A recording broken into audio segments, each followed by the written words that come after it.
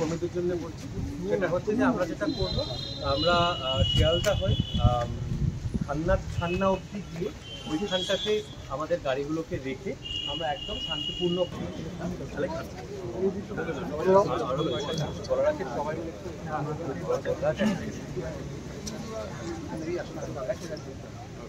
অনুপ্রীত পরিস্থিতির সৃষ্টি হয়। সেজন্য আমরা যে অবধি যাওয়া যাবে আমরা সেই অবধি যাব এবং সেখানে দাঁড়িয়ে আমাদের কথাগুলো বলবো।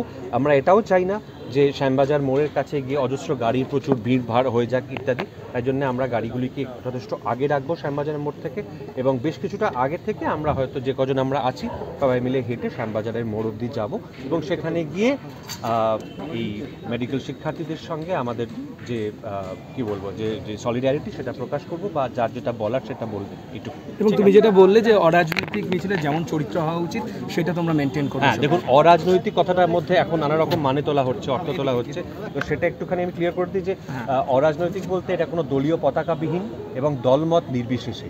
এবার কথাগুলোর মধ্যে রাজনৈতিক মানে যদি কেউ খুঁজে বার করার চেষ্টা করেন সেটা তাদের ব্যাপার, কিন্তু এটা আলাদা করে কোনো দল কোনো বিশেষ কোনো মতাদর্শকে রিপ্রেজেন্ট করা এখানে হচ্ছে না। That's it. আপনারা একাধিক মানুষ ক্রোধ উঠে দিচ্ছে নানান কারণে, চুপ থাকা এবং ভিডিও বিভিন্ন কারণে আর কি মতামত কি বলবে এটা নিয়ে? মানে এটা সোশ্যাল মিডিয়ার কথা বলছেন, আমি ধরে নিচ্ছি এটা আর কি বিভিন্ন প্ল্যাটফর্ম ওটিটি বলে না, ওগুলো সোশ্যাল সমাজ মাধ্যম। হ্যাঁ, এবার ব্যাপারটা হচ্ছে আমি সমাজ মাধ্যমে থাকি না, কাজী থ্যাঙ্কফুলি আমার চোখে পড়ছে না। আমার মনে হয় যে আমরা কিন্তু প্রথম দিন থেকে এই ঘটনার পরিপ্রেক্ষিতে অন্তত হয়তো আজকের মতো সংঘবদ্ধভাবে নয়, কিন্তু যেভাবে আলাদা আলাদা করে বাংলা ফিল্ম চলচ্চিত্র জগতের বিভিন্ন মানুষকে যেভাবে পার্টিসিপেট করতে দেখেছি, অনেকদিন পর কিন্তু সেরকম একটা মুভমেন্টে পার্টিসিপেট করতে দেখলাম। এবার জনে জনে তো গিয়ে সকলের মুখ বন্ধ করা কারোর সম্ভব না, যাদের বলার তাদের গণতান্ত্রিক অধিকার বলার, আমাদের অধিকার বা আমাদের প্রয়োজন হচ্ছে আমাদের কাজটা করার।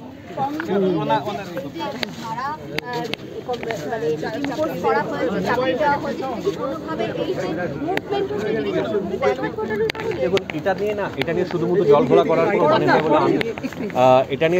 করার কোনো মানে হয় বলে আমি মনে করি না। তার কারণটা হচ্ছে যে যখন এরকম একটি বোঝাই যাচ্ছে যে মানুষের মধ্যে অনেক ক্ষোভ জমে আছে, মানুষ বিচার চাইছে, সেখান থেকে যখন মুভমেন্ট হয় তখন প্রশাসনকে তো প্রশাসনের দায়িত্ব পালন করতে হবে।